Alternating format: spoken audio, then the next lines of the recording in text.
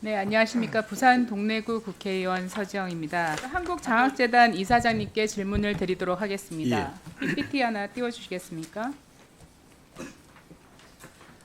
네, 한국장학재단에서는 학생들에게 장학금을 주고 있습니다. 장학금 주는 중요한 기준이 뭐죠, 이사장님? 예, 지금 자녀 그러니까 본인과 학부모의 그 소득과 재산을 합산해서 그 기준 금액을 정해서 합니다. 네.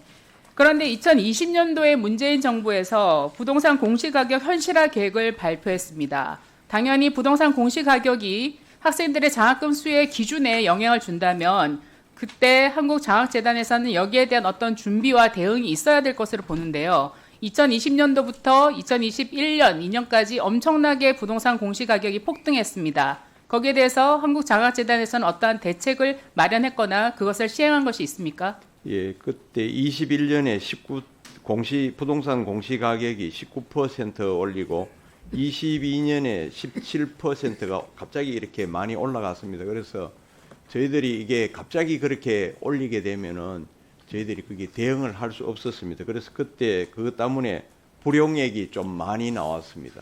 이사장님, 20년도에 이미 공시가격을 현실화하겠다고 정부에서 발표를 했습니다. 그러면 아까 말씀하신 것처럼 당연히 부동산 공시가격이 학생들의 장학금 지급 기준에 영향을 미칠 텐데 2020년도, 2021년도에 거기에 대한 대응책이나 논의가 있었습니까? 그런 걸 제가 취임 전이라서 잘 모르겠는데 그때는 이사장님 누구셨죠?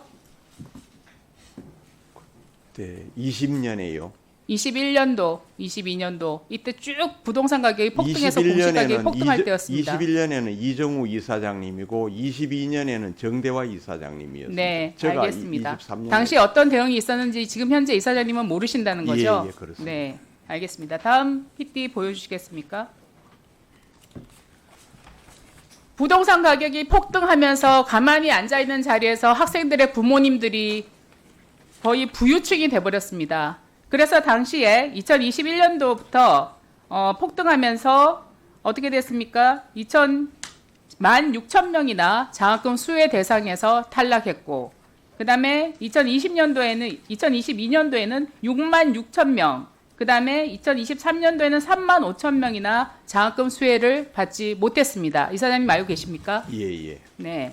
그러면 2022년부터 23년까지 거의 10만 명에 가까운 학생들이 부동산 공시가격 상승으로 인해서 장학금 수혜 대상에서 탈락했습니다. 여기에 대해서 이사님 어떻게 생각하십니까? 그때 그런 문제가 있어요. 예산 불용액이 좀 과다해가 국가예산처에서도 거기에 대해서 문제점을 지적한 적이 있습니다. 네.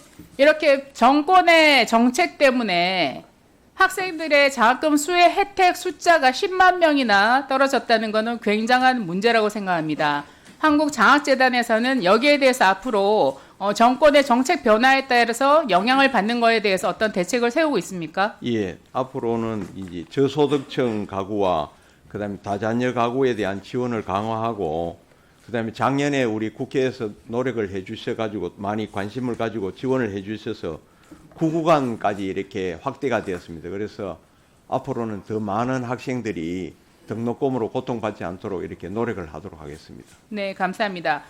정권의 정책에 따라서 학생들의 장학금 수혜자 대상 자체가 10만 명이나 감소했다는 것은 저는 정책 실패라고 생각합니다. 부동산의 폭등으로 소득 주도 성장이 아니라 세금 주도 성장, 부동산 주도 성장을 꾸었던 문재인 정부의 정책 실패에 대해서는 정말 큰 반성이 있어야 된다고 보고요. 이로 인해 한국장학재단에서 학생들이 받아야 될 장학금이 줄어드는 그런 사태에 대해서는 정말 저희가 복귀가 필요하고 반성이 필요한 부분이라고 생각합니다. 이 점에 대해서 교육부에서도 앞으로 정책 변화에 따라서 학생들이 혜택 받아야 될 장학금 수혜 혜택을 받지 못하는 일이 없도록 대책을 마련해 주시기를 부탁드리겠습니다.